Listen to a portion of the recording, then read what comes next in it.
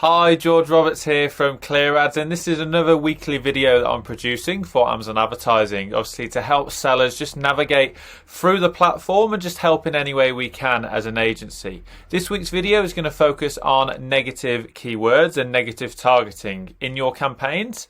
Now, it is quite a basic concept realistically, but to be honest, when I audit quite a lot of accounts, it's completely underused, and a lot of people aren't using it to the forefront of their campaigns, and just it's a second thought when they're optimizing sort of months later after initially setting up campaigns as well. So being really proactive about negative targeting and optimizing towards specific goals will allow you to just become more profitable. Now, for those that don't know, negative targeting is essentially implementing words or phrases to stop your adverts from appearing in the search engine results page when a customer makes an inquiry.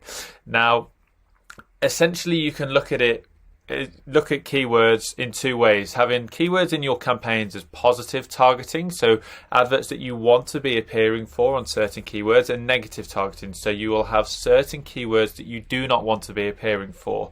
Now, without negative keywords, there is a lot of wasted spend on hundreds, if not thousands, of searches for adverts that can essentially be irrelevant, like I said, unprofitable, have very low click-through rate, or have low conversion rate. Now, this could be essentially when you're appearing for something that you definitely do not want to be appearing for.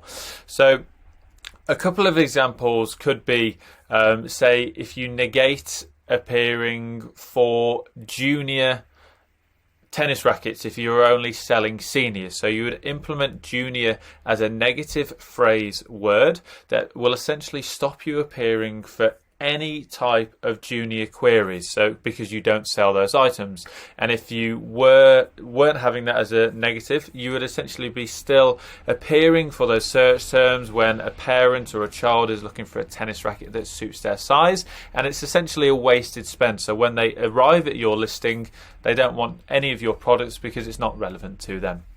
Now, like I'd mentioned, it's a great way to improve campaigns performance. You're saving budgets on irrelevant queries and just appearing towards audiences that you want to be appearing for.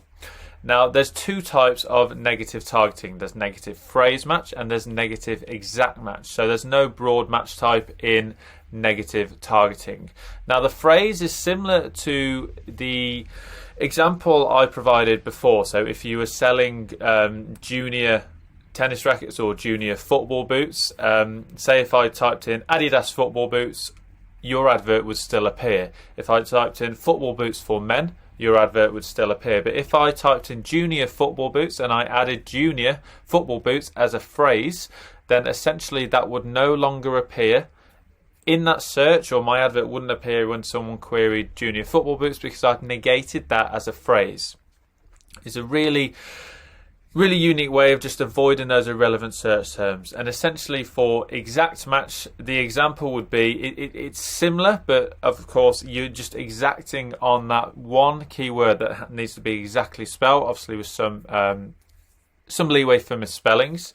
But essentially this would be, if I typed in Adidas junior football boots, my advert would still appear. But if I typed in junior football boots and I'd negated that as a negative match, essentially, again, the advert wouldn't appear. And if that isn't clear enough, a really easy way to understand this, if I was selling dog collars and I just essentially put in the phrase cat, I would not be appearing for any cat collars. But if I typed in cat collar on negative exact match, I could still be appearing for some products related to cat because I've only negated it in exact and not phrase. So phrase is more broad, it encompasses the whole phrase, so you're negating more search terms from that.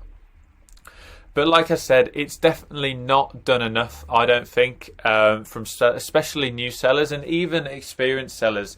They just negate a couple of search terms and they're not continually optimizing their campaigns towards a specific goal, and they're not negating search terms enough.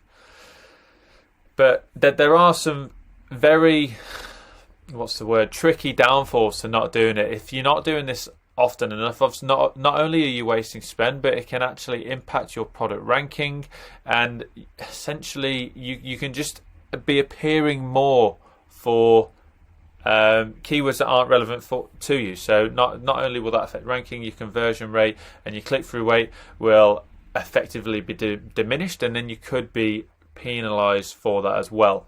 So neglecting negatives, like I say, is such a huge thing to do, or not neglecting negatives, sorry, is such a huge thing to do. And just ensure that you're on top of these search terms regularly, going into your campaigns, understanding what's working well. If something's not working well and there's a reason behind it, you can potentially add that as a negative to ensure that you're optimizing towards a specific goal and that your campaigns are as profitable as they can be. Hope you enjoyed this video. Hope it's provided some value to you. Please reach out if you do have any questions, and I look forward to seeing you on next week's video. Thanks for your time and take care.